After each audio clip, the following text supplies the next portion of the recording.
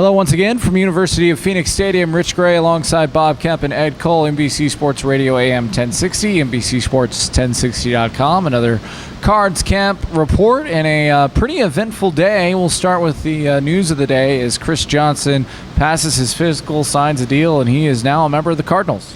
He is 1 year. I haven't heard any terms, but I'm sure it's just loaded with incentives like games played and maybe yards or whatever. Carries. Yeah, touchdowns. Yeah, so I'm sure that's part of it, but we'll find, I'm sure, that part out tomorrow or later today. Yeah, I mean, if he would have stayed with the Jets this year, if they would have picked up his option, he would have been like a $5.3 million cap hit. I'm sure he's not going to get that much from the Cardinals. I don't know if Steve Keim really opened the bank up that much for him, but I'm sure we'll find out on Twitter. I would say half that, maybe. Yeah, if that.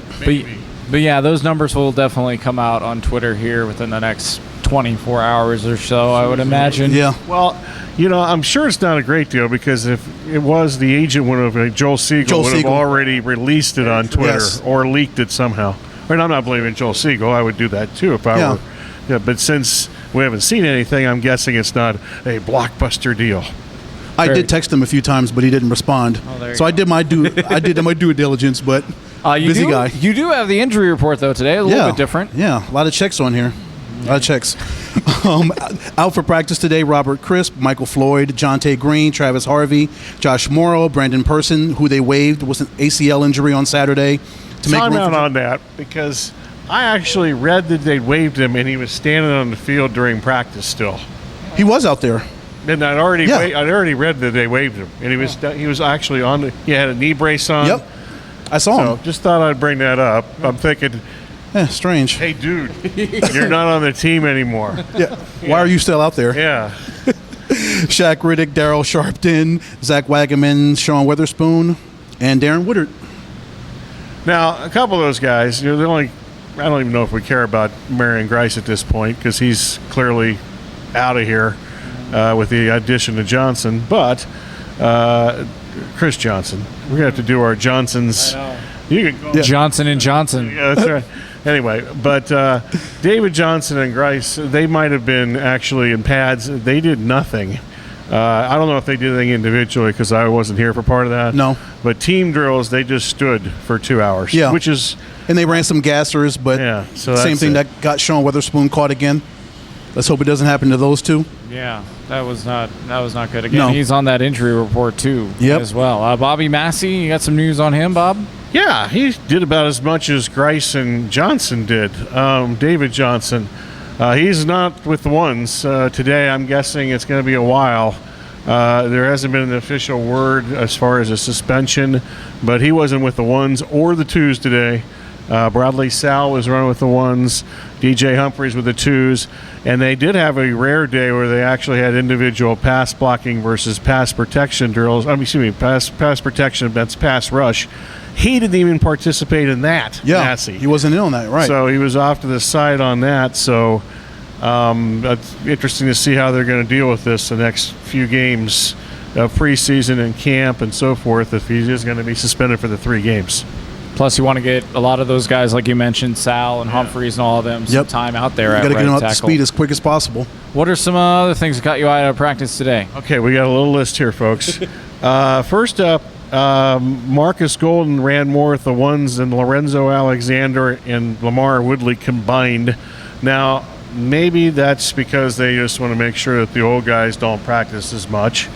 But it might be that those guys aren't going to be around, or one of them. Could be. At some point. Also, they ran some 4-man line. They've done a little of that, but more today with one middle linebacker. With Minter most of the time, and even Alexander was in there, a middle linebacker. It's the first time I've seen a middle linebacker the whole camp, which they moved him. They said they were going to do that in the spring. Yeah. I guess they did do it in some of the spring when I went around, but I hadn't seen any of that out here. That's just a way, the 4-man line and one middle linebacker, to mask how few actually NFL caliber middle linebackers they actually have. And speaking of which, Andre Kirk, who had the game from hell, was nowhere to be found with the first or second team. He's at best the 6th middle linebacker after Saturday night's performance, just based on today's practice. You mentioned when I showed up here that a lot of the guys you saw out there running with the 1s and 2s earlier before the preseason game that had bad games no longer running with the 1s and 2s. Yeah, and that's good. I mean, it would seem it's based on one practice, but I'm guessing that, and it's a good thing if it's your depth chart's determined by performance, which it isn't at every place in the world. Whether it's the common workplace or the NFL, actually, now that I think about that. But yeah, so that's a good thing. But there's some serious dancing around, and we'll get a little better idea after maybe 2 days of that. Jaron Brown again seems like he's behind Britton Golden again today, which he had not been for the last 3 days. But I'm guessing taking a ball off the shoulder pads when the ball is supposed to go to you doesn't go over very well. Right. And the fact that Jackson Shipley really played well in special teams on Saturday with that 56-yard punt return. He looked good in practice today, so he's making strides. J.J. Nelson looked good today. He caught a couple passes over the middle.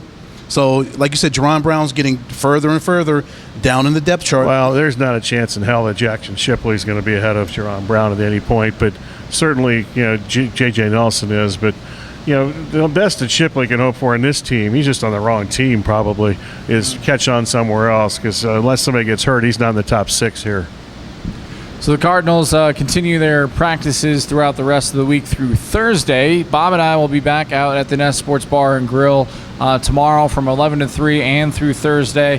There is going to be a special live broadcast on Saturday. We're still talking with your people, right, about that? That's correct. Okay, so we'll determine that. You know who those people are at some point, but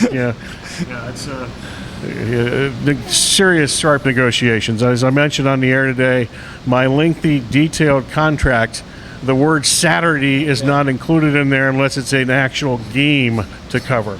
So I already just out of my own good of just being a wonderful human being was there last Saturday. Yeah, we appreciate that. That was great. For guaranteed, Ed and I will be there. Yes. Guaranteed on Saturday. Right. So at least you'll have that. And maybe Rooster will be there too. Yeah, Rooster. Maybe herd attendance if I show up.